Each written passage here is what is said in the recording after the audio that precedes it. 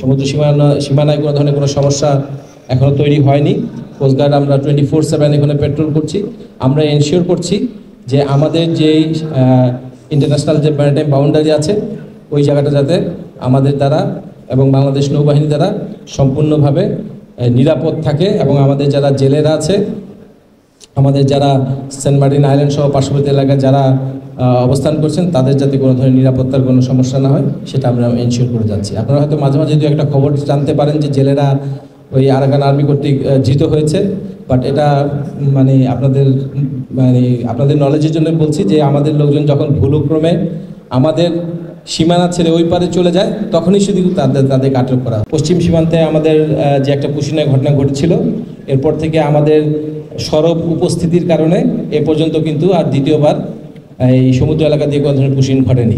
যদিও আমাদের অন্যান্য ল্যান্ডের অন্যান্য এলাকাতে পুশিন ঘটছে, বাট আলহামদুলিল্লাহ বাংলাদেশ কোস্টগার্ডের নিবিড় পর্যবেক্ষণ, সরব উপস্থিতি এবং কন্টিনিউয়াস উপস্থিতির কারণে আমরা সকল ধরনের পুশিন আমরা এটা আটকাতে সমর্থ হয়েছি, এবং এটা কন্টিনিউ করবে যতদিন না পর্যন্ত এই ধরনের ইনফরমেশন আমাদের কাছে থাকবে।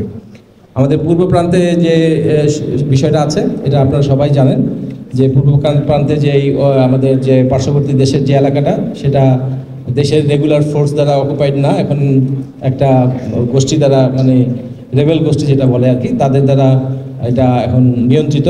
তো সেক্ষেত্রে আমরা তাদের সাথেও খুবই সুন্দর একটা সমঝোতা মানে কী বলে আন্ডারস্ট্যান্ডিংয়ের ভিতর দিয়ে যাচ্ছি, এবং আমাদের এখন তো মানে আমাদের এই কী বলে সমুদ্র সীমানায় কোনো ধরনের কোনো সমস্যা এখনও তৈরি হয়নি।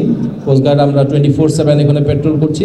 আমরা এনশিওর করছি যে আমাদের যেই ইন্টারন্যাশনাল যে ম্যারিটাইম বাউন্ডারি আছে ওই জায়গাটা যাতে আমাদের দ্বারা এবং বাংলাদেশ নৌবাহিনী দ্বারা আমাদের পূর্ব প্রান্তে যে বিষয়টা আছে এবং আমাদের যারা জেলেরা আছে যে পূর্ব প্রান্তে যে যারা আমাদের সেন্ট মার্টিন আইল্যান্ড সহ যে এলাকায় যারা সেটা অবস্থান করছে তাদের যাতে কোনো ধরনের নিরাপত্তার কোনো সমস্যা না হয় সেটা আমরা এনশিওর করে যাচ্ছি। আপনারা হয়তো মাঝে মাঝে একটা খবর জানতে পারেন যে জেলেরা ওই আরাকান আর্মি কর্তৃক ধৃত হয়েছে, বাট এটা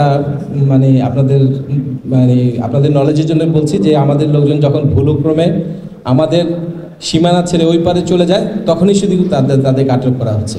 আমাদের দেশের সীমানার ভিতরে এ পর্যন্ত এই ধরনের কোনো ঘটনা ঘটেনি, ঘটবে না ইনশাল্লাহ। ঠিক আছে, আমরা 24 আওয়ার্স আমরা নজরদারি রাখছি এবং বাংলাদেশ নৌবাহিনীও একই কাজ করে যাচ্ছে।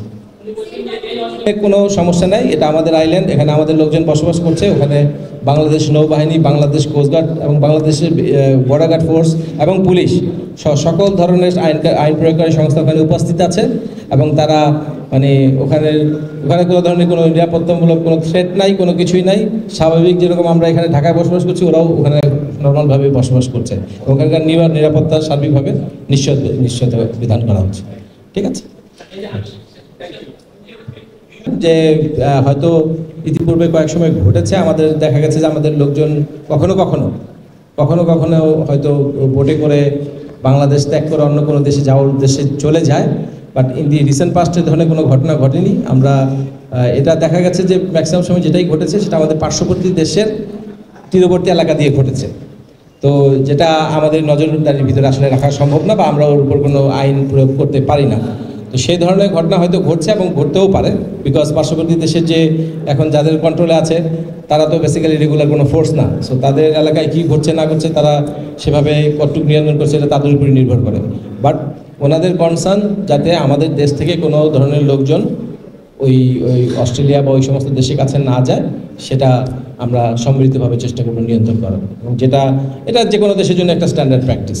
এখানে মানে নতুন করে কোনো কিছু বলার নাই, এটা অনেক দেশেই হয়ে থাকে এবং সবাই চেষ্টা করে এই ধরনের কার্যক্রম যাতে না ঘটে। আমরা সবাই জানি যে ফরচুন সিকার্সরা থাকে ভবিষ্যৎ মানে নিজের ভবিষ্যৎ সিকিউর করার জন্য, এরকম অনেকেই ভেঞ্চার করতে পারে, বাট আমাদের সমৃদ্ধ প্রচেষ্টা থাকবে যাতে এই ধরনের কোনো ঘটনা না ঘটে, এবং এইভাবে এই জন্যই আমরা একসাথে কাজ করব।